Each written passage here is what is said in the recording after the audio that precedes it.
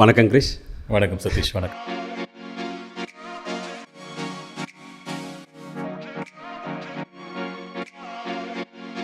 ரொம்ப நாளைக்கு அப்புறம், எலெக்ஷனுக்கு அப்புறம். ஆமாம், எலெக்ஷனுக்கு அப்புறம் முதல் தடவையாக நிறைய விஷயங்கள் மழையோடையும் இப்போ கொஞ்சம் மழையோட போகுது. பட் எலெக்ஷனுக்கு இந்த மழை வாரத்துக்கு முன்பு நடந்த நிறைய விஷயங்கள் இருக்குதுல்ல. ஆமாம், ஸ்பெஷலி மாவீரர் வாரம்.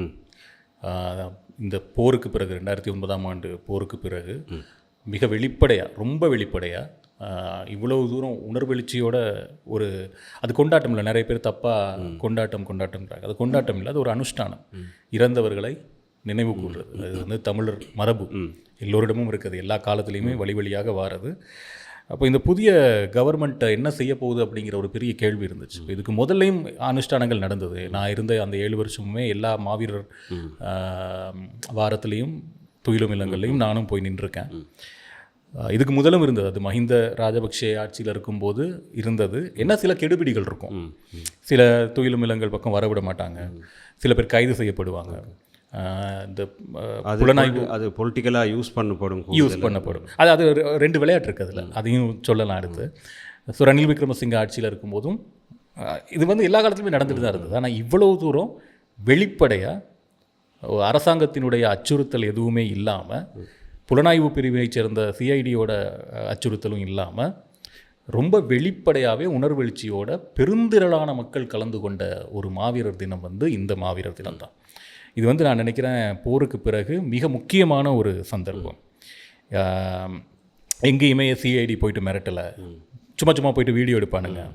ஒரு சின்ன ஒரு பூவை கையில் வச்சுருந்தாலும், அந்த காந்தல் மலர் அதை வச்சுருந்தாலும் அரெஸ்ட் பண்ணுவாங்க. பெரிய அளவு பிரச்சனைகள் நடந்துகிட்டு இருந்தது. இந்த முறை எதுவுமே இல்லை. ரொம்ப வெளிப்படையாக, ரொம்ப சுதந்திரமாக அவங்களுடைய மன எழுச்சியை வெளியில் கொண்டு வந்தது வந்து ஒரு இலங்கை வரலாற்றில் ஒரு வரவேற்கத்தக்க ஒரு விஷயம். நீங்கள் சொன்ன மாதிரி பொலிட்டிக்கலி இது வந்து இதற்கு முதல் எப்படி பாவிக்கப்பட்டது அப்படிங்கிறது தான். அங்கே நம்ம தென்னிலங்கையில் பார்த்தீங்க அப்படின்னா, அங்கே அப்படி ஒரு விஷயம் நடக்குதுங்கிறது ஒரு 4 ஃபோட்டோ கிடைச்சாலே போதும். அதில் உச்சக்கட்ட காமெடி இன்னொன்று இருக்குது. இந்தியாவில் தமிழ்நாட்டில் மாவீரர் தினம் வந்து மிகப்பெரிய எழுச்சியில் நடக்கும். சீமான் தலைமையில், திருமாவளவன் தலைமையில், ஒவ்வொருத்தரும் வைகோ எல்லாருமே செய்வாங்க. அங்கே இருக்கிற ஃபோட்டோவை எடுத்து இங்கே பாரு வடக்கில் இப்படி செய்கிறாங்கன்னு சொல்லிட்டு இங்கே ஒரு பெரிய கேம்பெயினே நடக்கும். இல்லை, இந்த முறை அப்படி ஒரு படமும் இருந்துச்சு கேம்பஸில், அதாவது ஜஃப்னா யூனிவர்சிட்டியில் செஞ்ச படம்னு சொல்லி. அப்போ அந்த ஃபேக்ட் செக் பண்ணுற நேரம் அது வந்து ஒரு பழைய படமாக இருக்கும். அந்த பழைய படம் கிட்டத்தட்ட ஒரு 5-6 படங்கள் திரும்ப அந்த பழைய படங்களை எடுத்து இந்தா வந்துருச்சு, இந்தா தொடங்கிச்சு. பட் என்னென்னா படங்கள் பெருசாக வேலை செய்யலை இந்த முறை. பெரிய படம் மட்டும் இல்லை, அவங்க ப்ரெஸ் கான்ஃபரன்ஸ் வச்சு அதுக்குள்ளே வரேன், அது முடிச்சுட்டு வரேன். ஸோ அந்த மாதிரிலாம் முதல்ல கேம்பெயின் நடக்கும். அப்போ தென்னிலங்கை என்ன செய்யும் அந்த நேரத்தில், இங்கே இருக்கக்கூடிய ஃபண்டமெண்டலிஸ்ட்டு நாங்கள் சொல்கிறது, சோ கோல்டு நேஷனலிஸ்ட் சொல்கிறவங்க எல்லாம் வந்து லைக் விமல் வீரவங்ச, உதயகம்மன் பிள்ளை மாதிரியான அந்த ஒரு கூடாரம் ஒன்று இருக்கு இல்லையா, கெவிந்து குமாரதுங்க அப்படிலாம், அவங்க எல்லாம் எடுத்த உடனே இந்த புலி வருதுங்கிறத வந்து ஈஸியாக சேல் பண்ணுவாங்க. மக்களும் அதை நம்பிட்டு இருந்தாங்க. இந்த முறையும் அவங்க அதை முயற்சி பண்ணாங்க. இம்முறையும் நான் பார்த்த ஒரு ரொம்ப அழகான ஒரு விஷயம் அதுதான். இந்த முறையும் நான் கூர்ந்து கவனித்தேன். இவங்க அந்த ப்ரெஸ் கான்ஃபரன்ஸ்லாம் வைக்கிறப்போ இவங்க என்ன சொல்கிறாங்க, அதை மக்கள் எப்படி ரிசீவ் பண்ணிக்கிறாங்க. ரொம்ப ஆச்சரியமாக சிங்கள மக்கள் வந்து இந்த முறை பெரும்பாலும் 190% ஒரு 90% ஆனவங்க வந்து மாவீரர் தினத்தை அவங்க அனுஷ்டிக்கிறதுக்கு அவங்களுக்கு உரிமை இருக்குங்கிற மாதிரியே நடந்துக்கிட்டாங்க. அல்லது அவங்க கண்டுக்கல. இவங்க யாருமே நீ தான் இதெல்லாம் ஏற்கனவே சொன்னதானே, எங்களுக்கு தான் தெரியுமே நீ யாருன்னு அப்படின்னு சொல்லி அவங்க கண்டுக்கல. சரியா, உங்களுக்கு தெரியும் ப்ரெஸ்ஸில் இப்போ இருக்க ஸ்ரீலங்கன் மீடியாவில் என்பிபிக்கு சார்பான ஒரு ப்ரைவேட் மீடியா சேனல் அப்படின்னு சொல்கிறதுக்கு எதுவுமே இல்லை. ஒரு சேனல் வந்து நேராகவே எஸ்ஜேபிக்கு சப்போர்ட் பண்ணிச்சு. அவங்களுடைய எந்த டிபேட்லையுமே என்பிபியை சேர்ந்தவங்களை கிட்ட கூட அவங்க எடுக்கிறதில்ல, எடுத்ததும் இல்லை. அது என்ன டீலிங்கிறது உங்களுக்கு தெரியும். தம்பி அண்ணன் டீலிங்னு ஒன்று இருக்குது, அது தெரியும் உங்களுக்கு. இன்னொரு ப்ரைவேட் சிங்கள சேனல் வந்து அவங்களுடைய ஓனரே ஜனாதிபதி பிரசிடென்ஷியல் கேண்டிடேட். இன்னொரு சேனல் கொஞ்சம் சப்போர்ட் பண்ணுற மாதிரி இருக்குது, ஆனால் அவங்க கொஞ்சம் நடுவில் போகிற மாதிரி இருக்கிறாங்க. அப்போது எல்லா சேனலும் வந்து எப்படி இந்த மாவீரர் தின அனுஷ்டானங்கள் அப்படிங்கிறத எப்படி அவங்க வந்து ஒரு அஜெண்டா பண்ணாங்க அப்படின்னா, அதை அவங்களும் வரவேற்கிற மாதிரியே வீடியோ கவரேஜ் பண்ணியிருந்தாங்க. ரொம்ப அழகாக வீடியோ கவரேஜ் பண்ணி சில பேர் பேக்ரவுண்ட் மியூசிக்லாம் போட்டு, ஏன்னா அது பேக்ஃபயர் ஆகும்னு அவங்க எதிர்பார்த்துருப்பாங்க. தென்னிலங்கையில் இது வந்து என்ன, நாங்கள் ஒரு ஆட்சியை கொண்டு வந்தோம், இந்த புலிகள் எல்லாம் கொண்டாடுறாங்க, என்ன செய்ய போகுது கவர்மெண்ட்டுங்கிற கேள்வியை கொண்டு வர தான் இவங்க பார்த்தாங்க. ஆனால் அது நடக்கலை. அது வந்து ஒரு ரொம்ப முக்கியமானது ஒன்று. சேம் அந்த பக்கம் அவங்கள பொறுத்த வரைக்கும் எப்படின்னா, இப்போ அங்கே இருக்க சோ கோல்டு தேசியவாதிகள், நேஷனலிஸ்ட், இவங்களுக்கு எந்த வகையிலையுமே சலிச்சவங்க இல்லை அவனுங்க. அவங்க என்ன பண்ணுவாங்க, இந்த மாதிரி நேரத்தில் எப்போடா யாரா ஒரு போலீஸ்காரன் நிற்பானோ அவன் பக்கத்தில் போய் கத்துறது. யாழ்ப்பாணத்தில் யாரை சொல்கிறேன்னு உங்களுக்கு தெரியும், நான் வெளிப்படையாக சொல்ல வேண்டியதில்லை. இந்த அகில இலங்கை தமிழ் காங்கிரஸ்காரங்க அதில் ஒரு போட்டி இருக்கும், யாரை போலீஸ் கைது செய்துங்கிறது தான் அந்த போட்டி. அங்கே பக்கத்துலேயே போய் கத்துறது, தூரத்தில் நிறைய இடம் இருக்கும், அந்த இடத்துல போய் கத்துறது, அந்த இடத்துல டக்குன்னு ஒரு வீடியோ எடுத்து அதை டிக்டாக்ல போடுறது. அது அவங்களுடைய கேம்பெயின். இந்த முறை அவங்களாலையும் அது என்னன்னு எதுவும் செய்ய முடியாமல் போச்சு. இல்லை, அவங்களோட இனிஷியலாக ஒரு வீடியோ வந்துச்சு இல்லை, இந்த ஆமி ஜீப் ஒன்று போடுறேன் நின்று ரோட்லேருந்து கத்தி போட்ட வீடியோ, அதான் ஃபஸ்ட்டாக வந்த வீடியோன்னு நினைக்கிறேன். அதுக்கும் கூட இந்த பக்கம் இருந்து பெரிய அளவு எதிர்ப்பு வரல. அந்த அளவுக்கு இப்போ வந்து அதெல்லாம் யோசிக்கிற நிலைமையில் தென்னிலங்கை இல்லை. ஸோ கவர்மெண்ட்டும் இதை வந்து அவங்க புரிஞ்சு நடந்துக்கிட்ட விதம் வந்து உண்மையிலே பாராட்டத்தக்கது, வரவேற்கத்தக்கது. இந்த நல்லெண்ணம் தொடரணும். அதே மாதிரி நல்லெண்ணம்ங்கிறதும் என்ன சொல்கிறது, புரிந்துணர்வு அப்படிங்கிறதும் ஒரு பக்கத்துலேருந்து மட்டும் வராது, அது 2 பக்கம் இருந்தும் வரணும். அதுக்கு ஏகப்பட்ட விட்டு கொடுப்புகளை நாங்கள் செய்யணும். ஸோ அந்த தேசியவாத சக்திகளுக்கு வந்து இந்த முறை அவங்க தேசியவாத சக்திகள் இல்லை, அவங்க வந்து போலி தேசியவாதிகள். உண்மையான தமிழ் தேசியங்கிறது வேறு, உண்மையான தமிழ் தேசியங்கிறது என்னை போன்றவர்கள் பேசுவது தான். அதை வந்து தெளிவாக புரிஞ்சுக்கணும். அவங்க போலி தமிழ் தேசியவாதிகள். அவங்க என்ன ஐடியாலஜி சொல்கிறாங்க அப்படிங்கிறதுல அவங்களுக்கே தெளிவில்லை. ஸோ அவங்க வந்து இந்த முறை போச்சு எல்லாம் தேசிய, அதாவது இந்த இந்த எலெக்ஷன் ரிசல்ட் வந்து என்னத்தை காட்டுதுன்னு சொல்லி மேலோட்டமாக பார்த்தோம்னா, மக்கள் வரலாற்றிலே முதல் தடவையாக யாழ்ப்பாணம் தமிழ் தேசியத்தினுடைய தலைநகரம் தென்னிலங்கையிலேருந்து வந்த ஒருத்தருக்கு வாக்களித்து வெற்றி பெற வச்சிருக்கு ஒரு கட்சிக்கு. இதை நிறைய பேருக்கு அவங்களால ஏற்றுக்க முடியல, சகிக்க முடியல. அப்போ ஏதாவது ஒரு பிரச்சனை இந்த மாவீரர் தினத்தில் நடக்கும்னு அவங்களும் எதிர்பார்த்தாங்க, இந்த பக்கமும் எதிர்பார்த்துச்சு. ரெண்டுமே நடக்கலை. இது ஒரு நல்ல ஒரு விஷயமா நான் பார்க்குறேன். Will see. அதோட அது இன்னொரு கொஞ்சம் காலம் போகிற நேரத்தில் அது நார்மல் ஆகிருச்சுன்னு சொன்னால், அது வெறும் அன்னைக்கு ஒரு நியூஸாக மட்டும் இருந்துட்டு போயிருங்கிற ஒரு, ஏன்னா அது அந்த சிச்சுவேஷனுக்கு வரணும். அது சென்சேஷனலாக நியூஸ் ஆக்காமல் நடக்குது, ரைட், ஓகே, அவங்க நடக்கிறாங்க, நம்ம பாட்டுக்கு நடக்கணும், அது அவ்வளோதான். இதனால் இப்போ நான் ப்ரூனோக்கிட்ட இந்த விஷயத்தை பேசணும்னு நினச்சி மறந்துட்டேன். சிங்களத்தில் நான் சொன்னேன், இந்த தீவிரவாதம் பயங்கரவாதம் அப்படின்னு சொல்லி இவங்க சொல்கிறது வந்து திரும்ப வராதுன்னு நான் சொன்னேன். அதுக்கு நிறைய ஃபேக்டர்ஸ் இருக்குது. சேகுவேரா வந்து உலகத்தில் அமெரிக்காவால் தடை செய்யப்பட்ட ஒரு பயங்கரவாதி. யாருக்கு? அமெரிக்காவுக்கும் கேபிட்டலிஸ்ட்டுக்கும். எங்களை மாதிரியானவங்களுக்கெல்லாம் ஒரு ஹீரோ, அது வேறு. அதனால தான் இன்றைக்கி வரைக்கும் டிஷர்ட்டில் கேப்பில் எல்லாம் நம்ம சேயை வச்சிட்ருக்கோம். இப்போ நான் டிஷர்ட்டில் சேகுவேராவை வச்சுருக்கேங்கிறதுக்காக நான் சேகுவேரா ஆகிட முடியுமா? நான் ப்ரூஸ்லி ஃபோட்டோவை நான் வச்சுருக்கேங்கிறதுக்காக நான் ப்ரூஸ்லி ஆகிட முடியுமா? எம்எஸ் தோனி ஃபோட்டோ வச்சுருக்கிறாங்கிறதுக்காக சங்கக்கார ஃபோட்டோ அப்படி ஆக முடியாது. ஏன்னா அது வேறு ஒரு ப்ராசஸ். சேங்கிறவன் வந்து அடிப்படையிலிருந்தே ஒரு யுக புருஷனாக உருவாக்கப்பட்டவன். அதே மாதிரி தான் அதுதான் நான் இங்கே இந்த ஃபேஸ்புக்கில் வர ஃபோட்டோஸு, இந்த ஃபோட்டோஸ் போடுறவங்களாம் அந்த ஃபோட்டோவை போட்டுட்டு அடுத்த வேலையை பார்த்துட்டு போயிடுவாங்க. அவங்க தரையில் சண்டை பிடிக்கிறவங்க இல்லை, திரையில் சண்டை பிடிக்கிறவங்க. திரையில் எதுவும் வெடிக்காது, சரியா? ரெண்டாவது, நாம் இப்போ திரு வேலுப்பிள்ளை பிரபாகரன் அவர்களையே எடுத்துக்கொண்டாலும் வந்து நீங்கள் பாருங்கள், அவர் எப்படி உருவாக்கப்பட்டாருங்கிறது தான் பார்க்கணும். அதுக்கு நிறைய ஃபேக்டர்ஸ் இருக்குது பின்னால். அந்த நேரத்தில் இருந்த இனவாதம், தமிழ் மக்கள் மீதான ஒடுக்குமுறை, அது எல்லாத்துடைய விளைவு தான் திரு வேலுப்பிள்ளை பிரபாகரன். அதுவும் அவர் துப்பாக்கியை கையில் எடுக்கிறப்போ 16 வயசு. இன்றைக்கி ஒரு 16 வயது இளைஞன் வந்து இந்த செல்ஃபோன் இல்லாமல் நிற்க முடியுமா? அவனால் டிக்டாக்ல ஒரு வீடியோ இல்லாமல் இருக்க முடியுமா? சரி, இன்னொரு பக்கம் இவங்க சொல்கிற அதே விஷயம் எது? இல்லை முன்னாள் போராளிகள் இருக்கிறாங்க, அவங்கெல்லாம் எந்த நேரத்தில் கிளம்புவாங்கன்னு தெரியாது. அவங்களுக்கெல்லாம் இப்போ 44 வயசு. வாழ்க்கையை அடுத்த கட்டத்துக்கு என்ன செய்கிறதுன்னு தெரியாமல் யோசிச்சுருக்காங்க. சும்மாவே நீங்கள் யோசிக்கல, 2009 20 வயசில் போர் முடிஞ்ச வந்தவங்களுக்கு இப்போ 15னா 35 வயசு. மற்றது அதிலிருந்து மீண்டு வரத்துக்கு மீண்டுட்டாங்கனாலும் தெரியாது, மீறலை இன்னைக்கு வரைக்கும். அப்படி இருக்கிறவங்கள நீங்கள் திரும்ப, ஏன்னா இப்போ இத்தனை வருஷம் வாழ்ந்து பார்த்தாச்சு, இதுக்கப்புறம் அதுக்குள்ளே திரும்ப போவாங்கன்னு நீங்கள் எதிர்பார்க்க மாட்டாங்க. ஒரு நாளும் போக மாட்டாங்க. இந்த கேபிட்டலிஸ்டான இந்த உலகம் வந்து நம்மளை அப்படி தான் டியூன் பண்ணுது. இப்போ 2009க்கு பிறகு நீங்கள் பார்த்தீங்கன்னா வடகிழக்கில் பெரிய அளவு செல்ஃபோன்ஸ் எல்லாம் வந்து வர தொடங்கினது, ட்ரக் ஹப்பாக அது மாறினதுக்கு பின்னாலெல்லாம் இந்த கேபிட்டலிசத்தோட அந்த வேலை தான் இருக்குது. அந்த ஒரு சுகத்தை பார்த்தவங்க வந்து திரும்ப காட்டுக்குள்ளே போய், அது ஒரு பெரிய ப்ராசஸ். அது தொடங்கின இடத்துலேருந்து பார்க்க வேண்டிய ஒரு ப்ராசஸ். திடீர்னு யாரும் போய் துப்பாக்கி தூக்கிட்டு சுடுறது இல்லை. முதல்ல துப்பாக்கியை தூக்கிட்டு ஓடுறக்கே முடியுமான்னு பார்க்கணும்.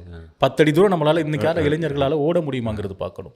எனவே அடுத்தது அந்த நேரத்தில் இருந்த பூகோள அமைப்புகள், அந்த நேரத்தில் இருந்த பிரிவுகள், இந்தியா ஒன்றும் சும்மா எங்களுக்காக உதவி செய்யலையே தமிழ் மக்களுக்காக. அப்போ இருந்த அந்த உலக முகாம்கள் அப்படி, அதை பற்றி பேச போனால் இன்னும் நிறைய போகணும். ஸோ இன்னைக்கு இருக்க தேதிக்கு வந்து தீவிரவாதம்னு இவங்க சொல்கிற அல்லது யாராக இருந்தாலும் வந்து ஆயுத போராட்டத்தை நோக்கி செல்ல போவது இல்லை. உயிர் பலிகள் இனிமேல் அப்படி நடக்கப் போவது இல்லைங்கிறனால இந்த மாவீரர் தினம் இது எல்லாமே வந்து உணர்வு சார்ந்த ஒரு விஷயம். இது காலத்தோடு காலமாக அர்மீனியர்கள்லாம் அவங்களுடைய படுகொலைக்காக 100 வருஷம் இன்றைக்கும் நினைவந்திட்டு இருக்கிறாங்க. நாங்கள் மட்டும் என்ன பாவம் பண்ணோம்? நடந்த சரி இவங்க சொல்கிற மாதிரி மாஸ் படுகொலை நடக்கலைன்னே வச்சுக்குவோமே, ஒரு ஜெனோசைட். ஆனால் அங்கே ஒவ்வொருத்தராக கேட்டு பாருங்கள், ஒரு வீட்டில் 2 பேர் இல்லை. டாக்டர் அர்ச்சுனாவே கடைசியாக ஒரு இன்டர்வியூவில் சொல்கிறாரு, அவர் என்ன அவங்க அப்பாவை வந்து 2009 திருகோணமலை ஹாஸ்பிட்டலில் கொண்டு போய் விட்டோம், எங்கே போனாருன்னு தெரியல. இந்த மாதிரி நிறைய இருக்கும் இல்லையா? இல்லை, நீங்கள் சொன்ன அந்த டாக்டரோட கதையில் என்னென்னா, டாக்டரை பற்றி ஒரு ப்ரோக்ராம் ஒன்று, அது வந்து இந்த ஸ்ரீலங்காவில் இருக்கிற ஃபேமஸ்ன்னு சொல்லிக்கக்கூடிய ஒரு சிங்கள பாடகர் செய்கிற நிகழ்ச்சி. அதில் இந்த முறை கேண்டிடேட்டாக இருந்த ஒருத்தர், அவரும் சேர்ந்து இப்போ ப்ரோக்ராம் ஒன்று செய்ய ஆரம்பிச்சிருக்கிறாங்க. அதில் இப்போ இந்த இவரை பற்றி இவர் செஞ்ச இந்த பைத்திய கதைகள் இதுகள் எல்லாம் பேசிக்கிட்டு இருக்காங்க. அது எனக்கு பிரச்சனை இல்லை. அதுக்கு நடுவில் யாரோ ஒருத்தர் பேரை சொல்லி அவர் போட்டிருந்த ஒரு போஸ்ட் பற்றி இவங்க பேசுகிறாங்க. அதுவும் ஒரு சிங்கள ஒருத்தர் தான் போட்டிருந்துருக்குறார் அந்த போஸ்ட்டை. இதனால தாண்டா இவனுங்களை மாதிரி ஆக்களை, இவனுங்க ஆடுற இந்த பைத்தியனால தான் இவனுங்களை மாதிரி ஆக்களை இன்னும் கோயிலுக்குள்ளே எடுக்காமல் இருக்கிறாங்க அப்படின்னு சொல்லி அப்படின்னு. அப்போ இவரும் அவர் போட்டிருந்தார் ஒரு போஸ்ட், இவராக சொல்லலை, பட் அவர் போட்டிருந்தது சரிதான் போலன்னு இவரும் ஆமோதிச்சு ஒரு கதை ஒன்று சொல்கிறாரு. யார்? டாக்டர் அர்ச்சுனா சொன்னதாக சொல்கிறாரா இவர்? இல்லை, அர்ச்சுனா சொன்னதா இல்லை. அர்ச்சுனாவை பற்றி கதை வார நேரம் இந்த அர்ச்சுனா அந்த சீட்டில் உட்காந்து இந்த பிரச்சனை பண்ணது, இதனால தான் அதுக்கும் கோவிலுக்கு என்ன இல்லை அதெல்லாம் சொல்லி அப்போ அவர் போட்டிருந்தது. அதாவது இப்போ இப்படிப்பட்ட ஒரு சில, அதாவது அவங்க சொல்கிற கதை என்னன்னு சொன்னால், இப்படிப்பட்டவங்க இருக்கிறனால தான் அவங்களுக்குள்ளேயே ஒரு பிரிவினவாதம் வச்சுக்கிட்டு கோயிலுக்குள்ளே சேர்க்காமல் இருக்கிறாங்க அப்படிங்கிற ஒரு கதையை கொண்டு வந்து, இப்போ என்னென்னு சொன்னால் அது பார்க்குறதுக்கு ஒரு சிங்கள கூட்டம் ஒன்று இருக்குது சரியா. இப்போ அவங்கள பொறுத்த வரைக்கும் இதனால தான் இவனுங்களை தள்ளி வச்சுருக்காங்க அப்படிங்கிறது ஒரு அப்படி தலையில் ரெஜிஸ்டர். பட் அந்த ஸ்டேட்மெண்ட் எவ்வளோ ஒரு பிழையான ஸ்டேட்மெண்ட்டுன்னு சொல்லி, பிழையான ஸ்டேட்மெண்ட் இல்லை, அது ஒரு வக்கரமான ஸ்டேட்மெண்ட் தான். இப்படி அதை பற்றி இன்னும் நாங்கள் பேச போகலாம். இப்போ சில பேரும் யாழ்ப்பாணத்து தேர்தல் முடிவுகள் வந்து அது முழுக்க யாழ் இந்து வேளாளர் சமூகத்துக்கு எதிரான வாக்குகள்ங்கிற மாதிரி ஒரு ப்ரொபகண்டா பண்ண பார்க்குறாங்க ஸ்ரீலங்காவில் இருக்க சிங்கள மீடியா. அது இல்லை. யாழ்ப்பாணத்தில் வன்னியில் நடந்த விஷயமே வேறு. நாம் அது ஒவ்வொன்றா பார்த்து போவோம். அதுக்கு முதல்ல இந்த மழை வெள்ளம், அதுலேயும் ஒரு விஷயம் நான் கவனித்தேன் ஃபேஸ்புக்கில். இப்போது இந்த மழை வெள்ளத்தில் மிக அதிகமான பாதிப்பு வடகிழக்குக்கு தான் இப்போ வரைக்கும், அன்டில் நவ். இப்போ இன்னும் ஒரு 1 ஹவரில் கூட என்ன நடக்கும்னு தெரியாது. ஒருத்தர் எழுதியிருக்காரு அது ஃபேஸ்புக்கில், அனுர அரசு எப்படி தமிழர்களை கையாளுகிறது. ஏதோ முதல்ல சொன்னாங்களாம் வானிலை அறிக்கையில் மணித்தியாலத்துக்கு 60 கிலோமீட்டர் வேகத்தில் புயல் வீசும்னு சொல்லி ஜஃப்னா காலநிலை ஆய்வு மையத்தில் இருக்க ஒரு ப்ரொஃபஸர் சொல்லிட்டாராம். பிறகு அவர் சொல்லும்போது அது பிழைச்சிருச்சான். பார்த்தியா, பொய் சொல்கிறாங்க அவங்க. அனுர ஆட்சியில் வேணும்னே தமிழர் பகுதிகளில் ஒரு அழிவு வரணும், அந்த அழிவை நாங்கள் பொய் சொல்லி எப்படி இருக்குது பாருங்கள். ஒருத்தர் எழுதியிருக்காரு. ஸ்ரீலங்காவோட வெதர் டிபார்ட்மெண்ட்டே எப்படி வேலை செய்ய, நாளைக்கு மழை வரும்னா இன்றைக்கி வரும், இன்றைக்கி மழை வரும்னா இன்றைக்கி வரவே வராது. இல்லை, அது அந்த இந்த வெதர் ரிப்போர்ட்டும் வெதர் டிபார்ட்மெண்ட்டை பற்றி ஒரு நியூஸ் எடுத்திருந்தோம். கிட்டத்தட்ட 18 ஸ்டாஃப் குறவு டிபார்ட்மெண்ட்டுக்கு. இதில் பெஸ்ட் பார்ட் என்னென்னு சொன்னால், இன்டர்நேஷ்னலாக ஒவ்வொரு ஹப்லேருந்து சேர்கிற நியூஸை சேர்த்து, அதாவது அந்த weather report every hour collect ஆகி இந்தியாவில் தான் நமக்கு க்ளோசஸ்ட் கடைசி எல்லா ரிப்போர்ட்டும் சேர்ந்து அங்கேருந்து ஒரு 1 ஹவர் கேப்பில் தான் இவங்களுக்கு நியூஸ் வருது. ஸோ இவங்களோட இதுபடி இது எல்லாத்துலேயும் சேர்ந்து வரதை எங்களால் ப்ரெடிக்ட் பண்ண முடியாது. ஏன்னா நாங்கள் சேர்க்குறதையும் சேர்த்து அந்த கடைசி நிமிஷத்தில் கொடுக்குற நேரம், அதனால தான் நமக்கு என்றைக்குமே அவங்கள்ட்ட இருந்து ஒழுங்கான ரிப்போர்ட் வாரதில்லை. இல்லை பாருங்கள், அதை கொண்டு வந்து இதில் முடிச்சு போட்டு, அதாவது முடியல, புரியுதா, அந்த தாங்கிக்க முடியல அவங்களால, போயிடுச்சே நம்மளோட. அதுக்கு காரணம் என்ன? சரி, அதுக்கு அங்கேருந்தே நாங்கள் தொடங்குவோம். இப்போது யாழ்ப்பாணம் தேர்தல் முடிவுகள் வந்து நமக்கு மட்டும் இல்லை, நாங்கள் ப்ரெடிக்ட் பண்ணது, நீங்கள் எல்லாம் பேசி நாங்கள் ஓவர் கான்ஃபிடென்ட்டாக இருந்தோம் இல்லைங்களா? 100% கான்ஃபிடென்ட்டாக இருந்தோம். எனக்கு அந்த சிங்கள வீடியோ வைரல் ஆனதுக்கப்புறம் எனக்கு என்னை பார்க்க சிரிப்பாக இருக்குது. எவ்வளோ கான்ஃபிடென்ட்டு அந்த பேச்சில், இப்படி தான் நடக்கும்னு. நாங்கள் மட்டும் இல்லை, மொத்த உலகமும் அப்படி தான் எதிர்பார்த்தது. யாழ்ப்பாணத்தில் மற்ற இடங்களை கூட விடுங்க, வடகிழக்கில் இப்படி ஒரு முடிவை மொத்த உலகமும் எதிர்பார்க்கல, என்பிபியே எதிர்பார்க்கல. சரி, அவங்களுக்கே இந்த ஐடியா சுத்தமாக இல்லை. பிபிசி அதுக்கப்புறமா இந்த தேர்தல் முடிவுகள் வந்ததுக்கு பிறகு 3-4 டாக்குமெண்ட்ரி பண்ணிருச்சு என்னடா நடந்தது அப்படின்னு. சிபிசி இதை பற்றி பேசுது. ஏன்னா ஹிஸ்ட்ரியிலேயே முதல் தடவையாக யாழ்ப்பாணத்தில் இப்படி ஒரு மாற்றம் நடந்திருக்கு. அந்த மாற்றம் வந்து எதனுடைய வெளிப்பாடு அப்படின்னா கோபத்தின் வெளிப்பாடு மட்டும்தான். அவங்க அனுரைக்கு வாக்களித்ததும் அபிவிருத்திகளை எதிர்பார்த்தோ அல்லது எங்களுக்கு வந்து இதை செய்வாங்க என்றைக்குமே யாழ் மக்கள் மனதில் அது இல்லவே இல்லை. வீட்டில் எப்படியுமே 2 வேளை உணவாவது அவர்களால் ஏற்படுத்தி கொள்ள முடியும். புவியியல் சூழலும் அப்படி தான், அவங்களுடைய வாழ்வியலும் அப்படி தான். எது இல்லாமல் இருந்தாலும் அவங்களுக்கு வாழ தெரியும். ஏன்னா 30 வருஷமாக அந்த சூழலில் வளர்ந்தவங்க வாழ்ந்தவங்க. கேஸ் இல்லைன்னு போன உடனே தென்னிலங்கையே கிளம்பிருச்சு. 35 வருஷமாக அவன்கிட்ட ஒரு மண்ணெண்ணை வாங்குறதுக்கு முடியாமல் இருந்தவங்க. ஒருபோதும் அவங்க அபிவிருத்தியை நோக்கிய வாக்களிப்பு இல்லை. இவங்க டில்வின் சில்வா சொல்கிற மாதிரி, கவர்மெண்ட் சொல்கிற மாதிரி இது அபிவிருத்திக்கான ஒரு சமிக்ஞை அல்ல. இது அவர்களுடைய கோபத்தின் வெளிப்பாடு. யார் மேலே இந்த கோபத்தினுடைய வெளிப்பாடுனா, அகில இலங்கை தமிழ் காங்கிரஸ் என்ற பெயரில் இருக்கக்கூடிய தேசியவாத அமைப்புகளுக்கும் இலங்கை தமிழரசு கட்சி என்ற பெயரில் இருப்பவர்களுக்கும் தொடர்ந்து இந்த தேசியத்தை முன்வைத்து வாக்குகளை பெறுபவர்களுக்கும் மீது அவர்கள் மேல் இருந்த கோபம். ஏன்னா இவங்க ஒருத்தருக்கு ஒருத்தர் தொடர்ந்து அடிபடுறாங்க. எங்கேருந்து பார்த்தீங்கன்னா 2009 அடிபடுறாங்க. ஒருத்தர் இன்னொருத்தர் சொல்கிறாரு இவன் தேசியவாதம் இல்லை, இவன் வந்து துரோகிங்கிறாரு. இன்னொருத்தர் இவங்களை காட்டி அவங்க துரோகிகள், நாங்கள் தான் இதுன்னு சொல்கிறாங்க. சரி, உங்கள் 2 பேருக்கும் எது கோடு அப்படின்னு சொல்லி கேட்டால் அதான்டா கோடுங்கிறானுங்க. அது என்ன கோடுன்னு இது வரைக்கும் யாருக்குமே தெரியல. அதுவும் கடைசியாக அந்த தலைவர் பதவி பிரச்சனை வந்த நேரத்தில் எல்லாமே இப்போ வரைக்குமே தலைவருங்கிற ஒரு போஸ்ட் இல்லை. அவங்க இல்லை, ஒரு பேருக்கு இருக்கிறாங்க, ஸ்ரீதரன் இருக்காரு, அவ்வளோதான். அதுக்குள்ளே இன்னும் அந்த பிரச்சனை இன்னும் தீரலை. ஆமாம். இப்போ இதுக்கு நடுவில் நீ அங்கிட்டு சேர போகிற இங்கிட்டு சேர போகிறேன்னா அவங்களே காலை இழுத்துக்கிட்டது மட்டும்தான் தொடர்ந்து. அதாவது அந்த ஜனாதிபதி தேர்தல் கிட்ட அது உக்கிரமாக போச்சே ஒழிஞ்சு. ஆமாம். அப்படி யாழ் மக்கள் வந்து தென்னிலங்கை மீது இப்படி ஒரு நம்பிக்கையை வச்சு தான் நாங்கள் வாக்களிக்கிறோம்னு சொன்னால் அது வந்து பிரசிடென்ஷியல் எலெக்ஷன்லேயே தெரிஞ்சிருக்கும். நீங்கள் நல்லா கவனிச்சிங்கன்னா அந்த ஹார்ட்கோர், அதாவது எங்களுக்கு சுயநிர்ணயம் அந்த அந்த அந்த கோரிக்கைகளோடு முன் வச்சு பொது வேட்பாளராக நின்னவரும் அங்கே வாக்கு எடுக்காமல் தோத்துட்டார், 3வது இடத்துக்கு போயிட்டார். அதே மாதிரி மறுபக்கம் அனுரையும் அதில் வெறும் 20,000 வாக்குகள் தான் எடுத்தார். சரியா? அதுக்கப்புறம் இந்த ஒரு 1 மந்த்துக்குள்ளே என்ன நடந்ததுன்னா வெளிப்படையாகவே இதுதான். இவனுங்க தொடர்ந்து வந்து திரும்பவும் சண்டை பிடிக்கிறானுங்க. அந்த எலெக்ஷன் முடிஞ்சதுக்கு அப்புறமா அப்பவும் சண்டை பிடிக்கிறானுங்க. யாரும் யாரோடையும் ஒற்றுமையாக இல்லை, ஒரே ஈகோ. எங்கேயோ இருந்து திடீர்னு முதலமைச்சர்னு ஒருத்தரை கொண்டு வந்து அவர் என்ன ஆனார்னு தெரியல, திரு விக்னேஸ்வரன் அவர்கள். இப்படி எல்லா பக்கமும் உடைவு. இதை ஒருபோதும் இவங்க ஏற்றுக்கொள்கிறாங்கல்ல யார் அவங்க. நான் திரும்ப சொன்னேன், இதுதான் நடந்திருக்கு. மக்களுக்கு கோபம். இதுக்குள்ளால நீங்கள் நல்லா இப்போ கூட நிறைய பேர் கேட்டு பாருங்க, என்பிபியில் யாருக்கு வாக்களிச்சிங்கன்னு கேட்டால் தெரியல நிறைய பேர். அதாவது நான் கிட்டத்தட்ட யார்ட்டே சொன்னேன், நான் பெட் பண்ணுறேன் அவங்களுக்கு பாதி பேர் யாருன்னே தெரியாது. அந்த கோபம். நீ திரும்ப தேசியம் பேசி பேசி பேசி நீ பார்லிமெண்ட்டுக்கு போகிற, எங்களுக்கு எதுவுமே நடக்கலை. நீ பார்லிமெண்ட்டுக்கு போகிறதுக்காகவே என்னுடைய மாவீரர்களை நீ இழுத்து பேசுகிற. திடீர்னு வந்து என்னென்னமோ சொல்கிறீங்க, ஒன்றும் இல்லை, ப்ராக்டிக்கலாக ஒன்றும் இல்லை. அப்போ இந்த 1 மாதத்துக்குள்ளால அனுரவினுடைய அந்த கரிஸ்மெட்டிக் வந்து ஒருத்தரும் வேணான்னு ஒரு மிகப்பெரிய ஒரு தாக்கத்தை யாழ் மண்ணிலிருந்து கொடுக்க வேண்டிய நிலைமை, யாழ் கிளிநொச்சியிலேருந்து கொடுக்க வேண்டிய நிலைமைக்கு தள்ளிருச்சு. அனுரை நடந்து கொள்கிற விதம், அனுரை அந்த 1 மாத காலத்துக்குள்ளால ஜஃப்னா ஸ்பீச், அனுரவுடைய அந்த யாழ்ப்பாணத்து ஸ்பீச் வந்து அதையும் இவங்க வந்து எப்படி வந்து மடைமாற்ற பார்த்தாங்கன்னா வெளி மாவட்டங்கள்லேருந்து பஸ் கொண்டு வந்து ஏற்றிட்டு வந்தாங்கன்னு சொல்லப்படுது. ரிசல்ட் அதை காட்டலையே, ரிசல்ட் வேற இல்லை காட்டி. இப்போ சுமந்திரன் போய் சொல்கிறாரா இல்லை மக்கள் போய் சொல்கிறாங்களா? ஸோ இப்போ கூட தேசியம் என்பதை காப்பாற்ற வேண்டும் என்றால் ஒன்று இருக்கக்கூடிய தலைவர்கள் ஒன்று சேர வேண்டும். தங்களுடைய ஈகோக்கள் அத்தனையும் கழற்றி வைத்துவிட்டு தங்களுடைய ஐடியாலஜியையும் தள்ளி வச்சுட்டு ஒரு பொது ஐடியாலஜிக்கு வந்து நீங்கள் மக்கள்கிட்ட போனீங்கன்னா உங்களை மாலையிட்டு அவர்கள் வரவேற்பார்கள். அதில் என்றைக்குமே யாழ் மக்கள் தயங்கி நிற்க போகிறது இல்லை. ஆனால்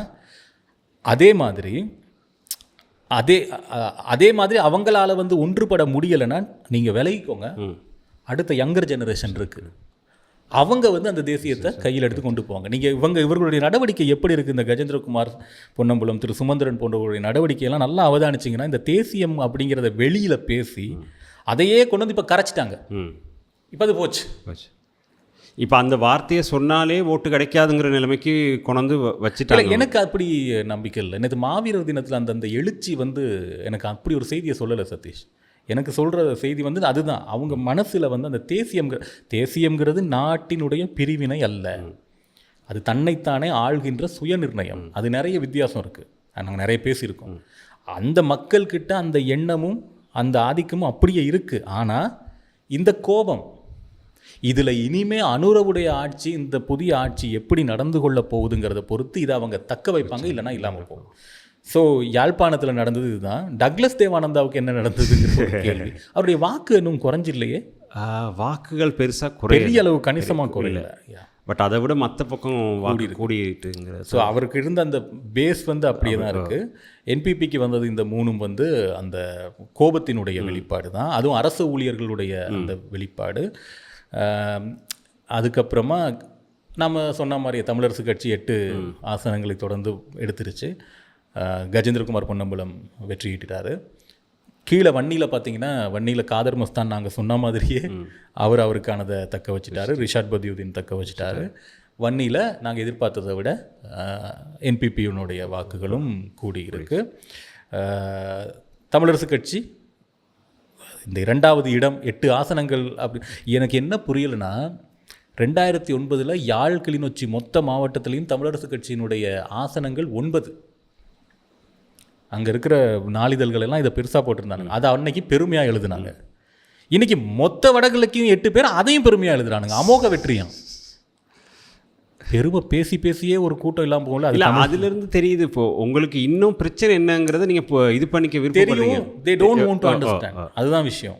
தெரியாமல் இல்லை, பட் அதை நீங்கள் அக்செப்ட் பண்ணிக்க இன்னும் ரெடியாக இருக்குல்ல நீங்கள். அவங்க எந்த காலத்துலையும் இதை அக்செப்ட் பண்ண மாட்டாங்க. எந்த காலத்துலையும் அந்த மேக்ஸிமம் ஒரு பழமொழியை ஒரு உதாரணத்தை சொல்லணுமா இருந்தால், கீழே விழுந்தாச்சு, சேச்சா விழுகலையே, எங்கே விழுந்தேன் நானா, கண்ணு முன்னாடியே விழுந்தாலும் இல்லையே நான் விழலையே. இதுதான் இந்த ஆட்டிடியூடு தான். இந்த ஆட்டிடியூட் வந்து எங்கே கொண்டு போய் நிறுத்தியிருக்கு பாருங்க. இப்போ ஒரு பியோர் தேசியம் பேசின பல ஆயிரம் பேர் இதுக்காக பறி கொடுத்த ஒருத்தன் வந்து இது எப்படி அக்செப்ட் பண்ணிக்க முடியும்? அண்ட் அதே நேரத்தில் வந்து யாழ்ப்பாணத்தில் நடக்கும்னு நாங்கள் நினச்ச ப்ரெடிக்ஷன் வந்து மட்டக்களப்பில் நடந்திருக்கு. அதையும் நம்ப முடியல. ஷாக்காக இருக்குது.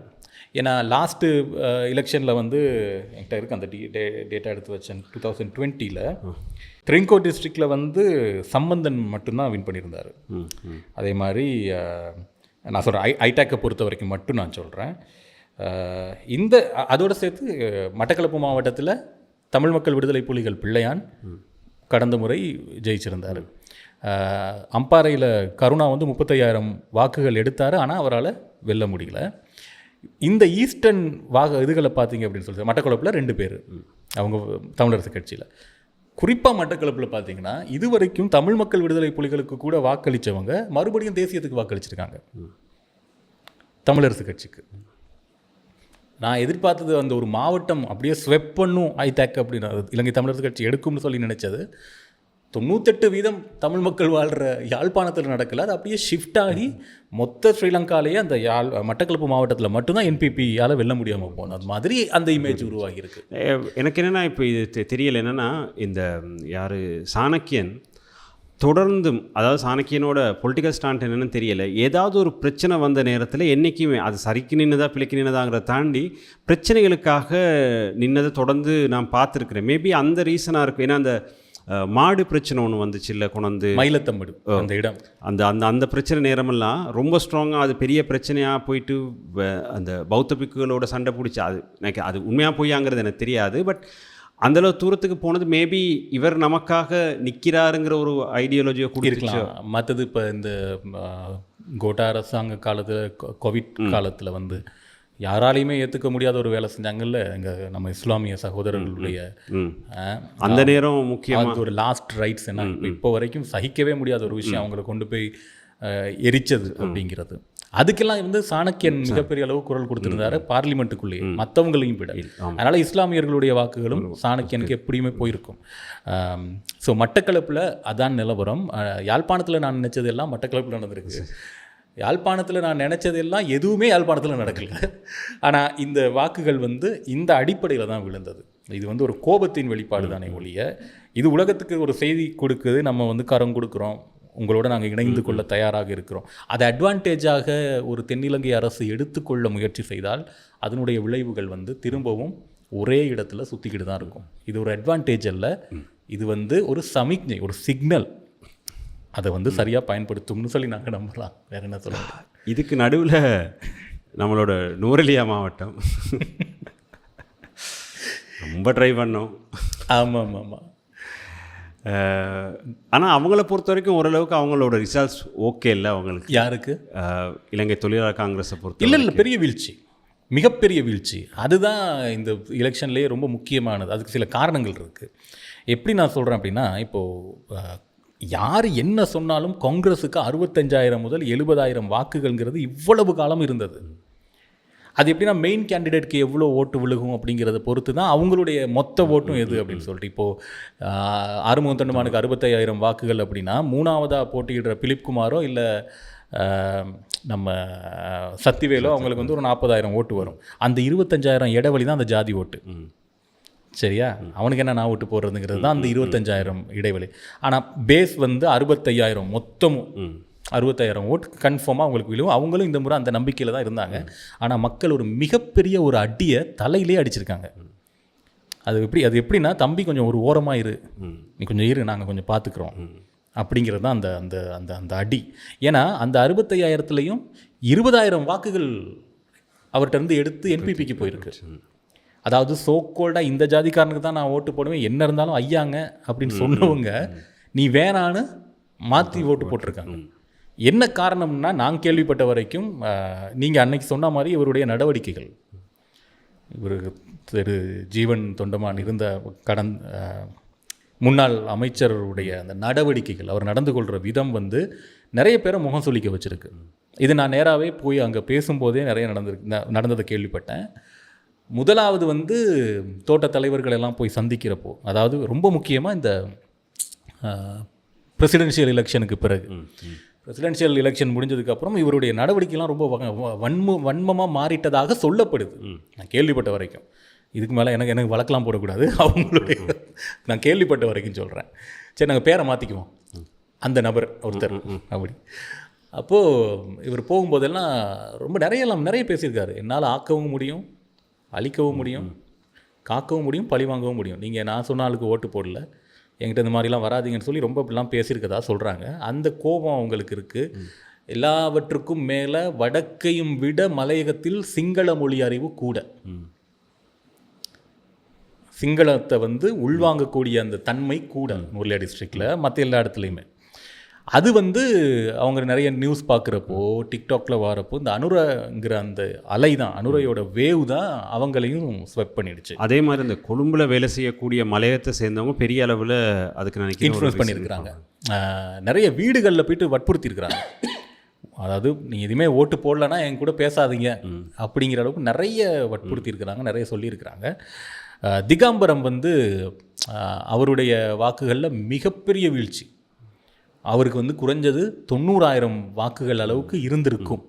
மிகப்பெரிய வீழ்ச்சி, அவர் நினச்சி பார்க்க முடியாத அளவுக்கு ஒரு மிகப்பெரிய வீழ்ச்சி அவர் எடுத்திருக்கிறாரு. இதில் அனுஷா சந்திரசேகரனுக்கு ஒரு குறிப்பிடத்தக்க அளவு ஓட்டு ஏன் போட்டாங்க, எதுக்கு போட்டாங்கன்னே தெரில. சந்திரசேகரனுடைய வழி வரக்கூடிய அந்த வாக்குகளாக இருக்கலாம். ஆனால் வடிவேல் சுரேஷையும் விட அந்த மைக் சின்னத்தில் அனுஷா மைக் சின்னத்தை அவ்வளோ சீக்கிரம் கொண்டு போய் மக்கள்கிட்ட சேர்த்துட்டாங்கங்கிறது உண்மையிலே பாராட்டத்தக்கது தான்.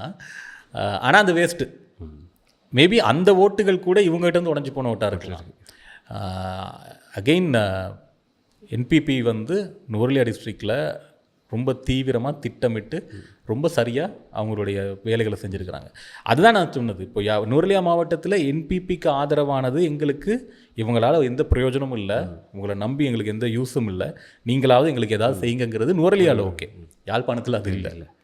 அது ரெண்டும் வேறு ஸ்டோரி. இல்லை, நீங்கள் சொன்னதுக்குள்ளே அந்த இப்போ திகாம்பரத்துக்கு உழுகலைங்கிறது ஒரு பக்கம்னு பார்த்தாலுமே, ஏன்னா திகாம்பரம் இருந்தது சஜித்தோட.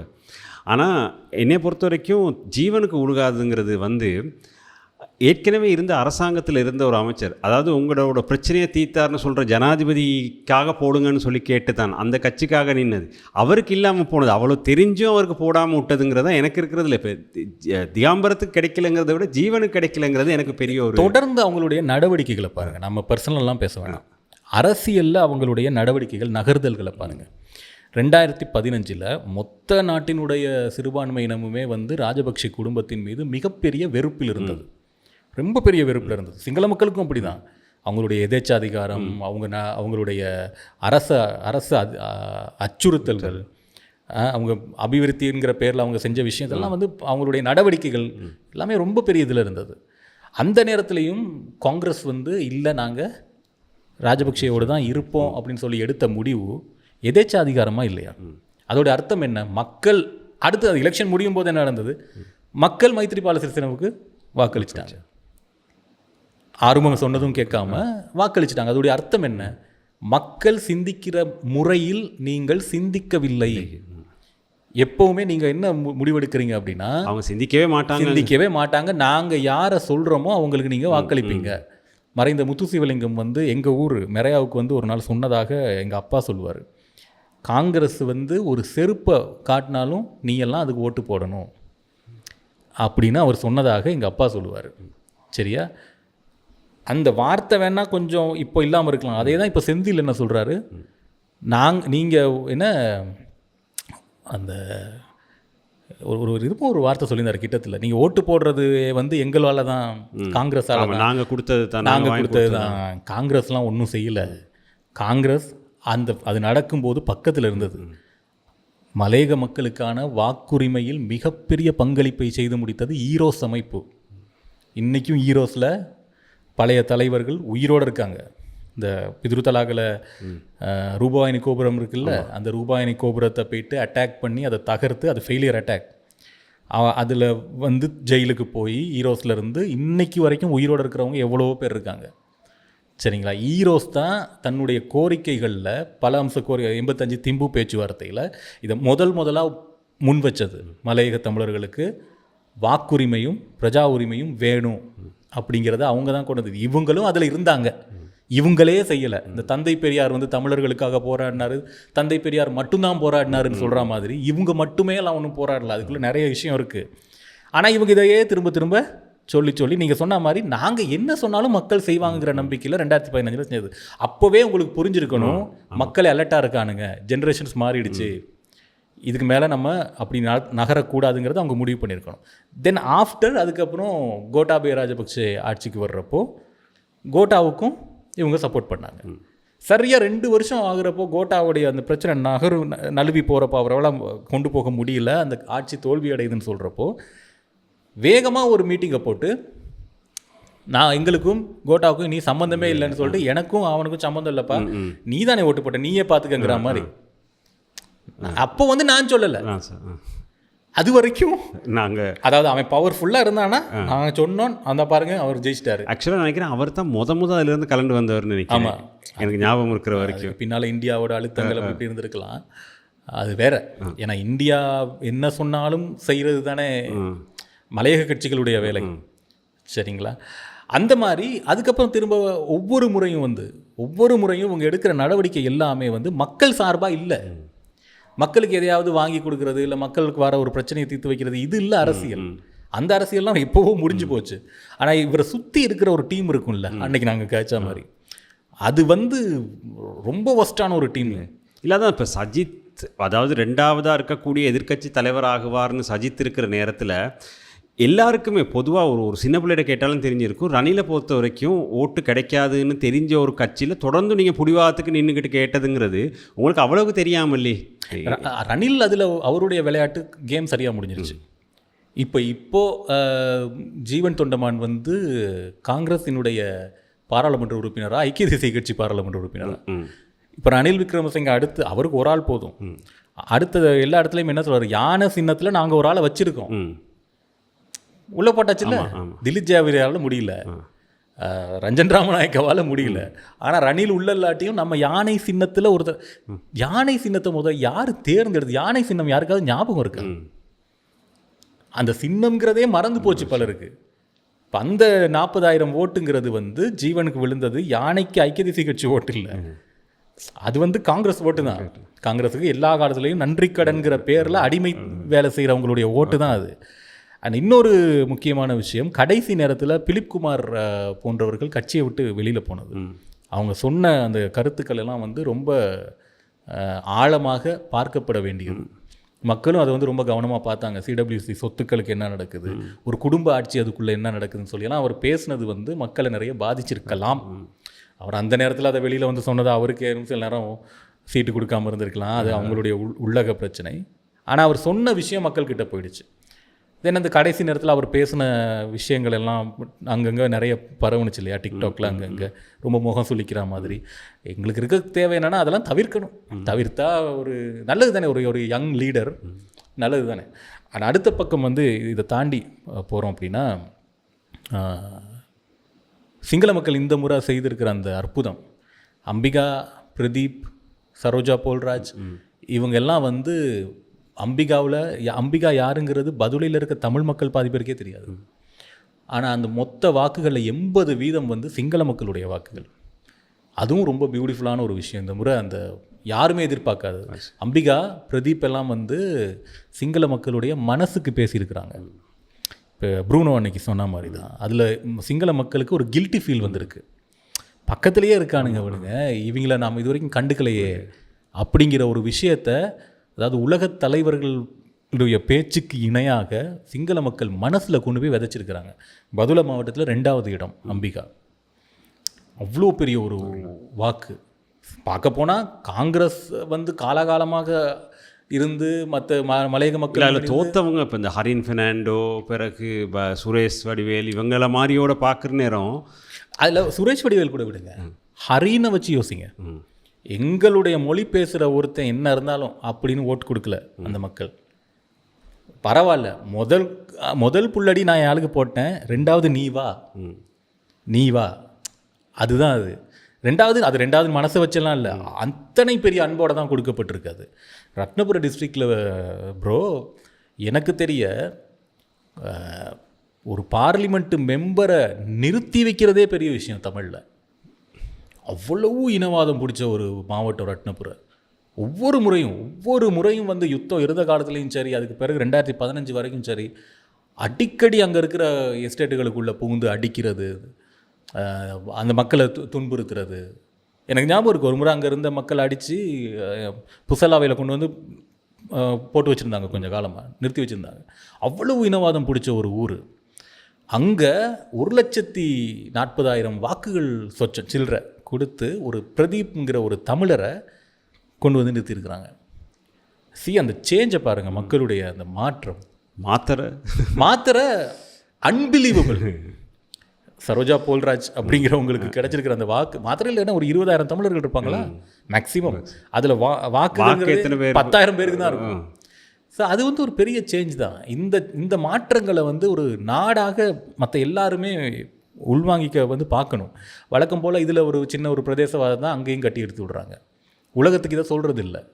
அம்பிகா எப்படி வென்றாங்க, ஒரு தமிழச்சி எப்படி வென்றா, பிரதீப்புங்கிற ஒரு தமிழன் எப்படி ரத்னபுரையில் சாதிச்சு காட்டினான், அதெல்லாம் இவங்க வந்து வெளியே சொல்கிறதே இல்லை. இந்த டயஸ்போராவில் இருக்கிறவங்க இவங்க அதெல்லாம் கைக்க மாட்டாங்க. ஏன்னா அவங்கள பொறுத்த வரைக்கும் ஒரு பிரச்சனை இருந்துக்கிட்டே இருக்கணும். கொஞ்சம் அந்த பக்கம் போயிட்டு வந்துடுறேன். வேறு இப்போ இந்த மாவீரர் தினத்தோடு சேர்த்து இவங்க ஒரு பெரிய ட்ரை ஒன்று கொடுத்தாங்க, வெளியே வந்துடலாம், அந்த தோற்று போனவங்க எல்லாருமே வந்து எப்படியாவது வெளியே வந்துடலாம் சிங்கள தரப்பில். அன்றைக்கி பார்க்குறேன், ஒருத்தர் சொல்கிறாரு, நாட்டில் இனிமேல் இனவாதத்துக்கு இடமில்லைன்னு அனுர சொல்கிறாரு. நல்ல விஷயம், வரவேற்கத்தக்கது. நாட்டில் இனிமேல் மதவாதத்துக்கு இடமில்லைன்னு சொல்கிறாரு. இதெல்லாம் சொன்னவர் நாட்டில் இனிமேல் பிரிவினைவாதம் இல்லை அப்படின்னு ஏன் சொல்லலைன்னு கேள்வி கேட்குறாரு. யார் இந்த அவர் சிங்களத்தில் எப்படியெல்லாம் யோசிக்கிறானுங்க பாருங்க. ஒரு வார்த்தை விடுபட்டதுக்கு அது ஏதாவது ஒரு வகையில் கொண்டு போய் அந்த விஷ ஊசியை லைட்டாக செருகி விடணும், அதுக்கப்புறம் அது விஷமாயிருந்தானே. அந்த மாதிரி எல்லாம் சுற்றி நடந்துட்டு இருக்கிறப்போ வந்து நீங்கள் சொன்ன ஒரு முக்கியமான விஷயம் சொன்னால், இந்த 3 பேர் வெத்தினதை பற்றி ஆக்சுவலாக பெரிய அளவில் யாருமே யாரும் தமிழ் நாங்கள் தானே அது ரொம்ப மோசமான ஒரு விஷயம். எத்தனை பத்திரிகைகள் இதை வந்து தலைப்புச் செய்தியாக எழுதுனுச்சு. இது ஒரு வரலாற்று சாதனை.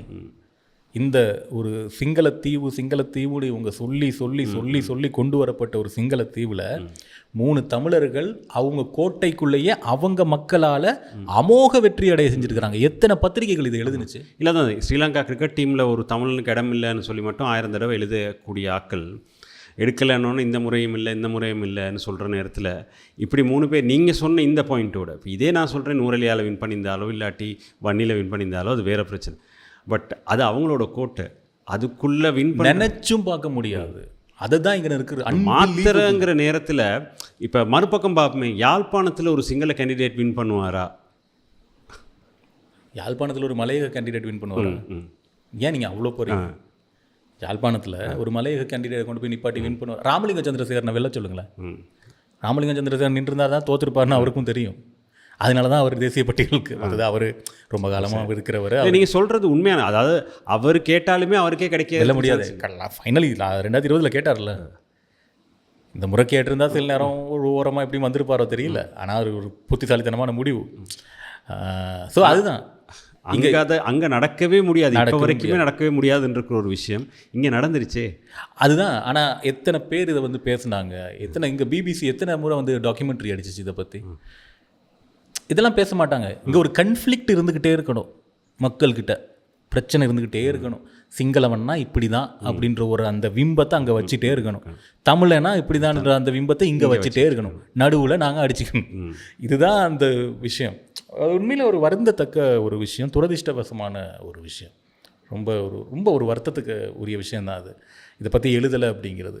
மற்றபடி அம்பிகா வந்து ஒரு மிகப்பெரிய சாதனை பண்ணியிருக்கிறாங்க. அதுவும் நீங்கள் சொல்கிறனே தான் ஞாபகம் வருது. என்னென்னு சொன்னால், கூடுதலாக இவங்களை இன்டர்வியூ பண்ணதும் கூடுதலாக சிங்கள சேனல்கள் தான். தமிழில் எனக்கு தெரிஞ்சு நான் பார்க்கல, நீங்கள் பார்த்தீங்களோ தெரியாது. இல்லை எனக்கு தெரியும், 1-2 எடுத்திருப்பாங்களா இருக்கும். ஆனால் அம்பிகாவை ஒரு செலிபிரிட்டி கேட்டகரிக்கு, பிரதீப் ஒரு செலிபிரிட்டி கேட்டகரிக்கு கொண்டு போயிட்டாங்க சிங்கள சேனல்ஸ்லாம். இத்தனைக்கும் அவங்க வந்து நான் இப்படி வாழ்கிறேன் அப்படி வாழ்கிறேங்கிறத காட்டியெல்லாம் தங்களை ப்ரொமோட் பண்ணலை. உண்மையான மலையகம் என்னவோ அதை அவங்க தான் காட்டினாங்க. வீர வசனம்லாம் அங்கே இல்லை. நான் வந்து தமிழ் என் நெஞ்சில் குடியிருக்கும் அதெல்லாம் ஒன்றும் இல்லை. என் வீடு இதுதான், ஒரு டாய்லெட் கட்டுறதுக்கு கூட எனக்கு வந்து பெர்மிஷன் வாங்க வேண்டியிருக்கு. நான் உங்களுக்கு என்ன தப்பு பண்ணேன்?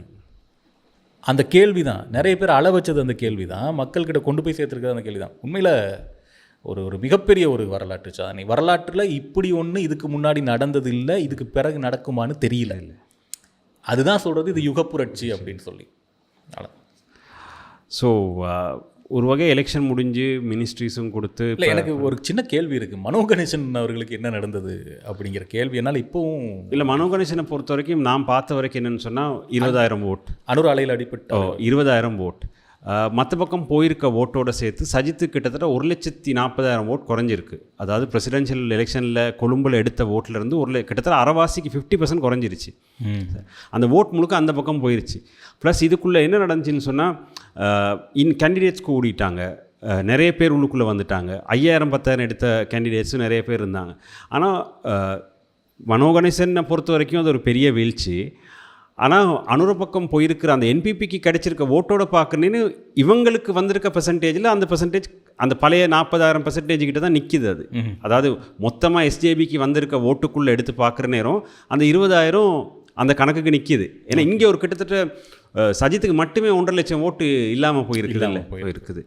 ஆனால் எனக்கு அதில் இன்னொரு சந்தேகம் இருக்குது. சஜித் வந்து இந்த முறை பெருசாக மேடைகளில் ஏறல. இல்லை, அவங்க கட்சிக்குள்ளே இருக்கிற கன்ஃப்ளிக்ட்ஸை வந்து அவங்க வந்து வேணும்னே வெளியில் சொன்னாங்களோங்கிற மாதிரி எனக்கு அதில் இன்னொரு கான்ஸ்பிரசி தியரியும் வருது.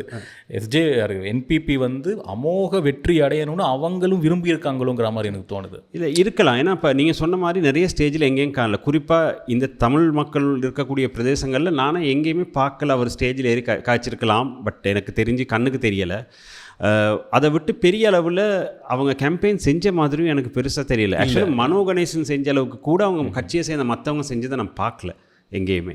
மரிக்காரை பொறுத்த வரைக்கும் இல்லாட்டி முஜிபுலை பொறுத்த வரைக்கும் அவங்களோட அந்த முஸ்லீம் ஓட்ஸ் அவங்களுக்கு அப்படியே அது கண்டினியூ ஆகிட்டு போயிடுச்சு. இங்கே நடந்த பிரச்சனை வந்து நினைக்கிறேன் மற்றது குறிப்பாக வெள்ளவத்தை அந்த பிரதேசத்தை சேர்ந்த மக்கள் நிறைய பேர் ஓட் பண்ணலை.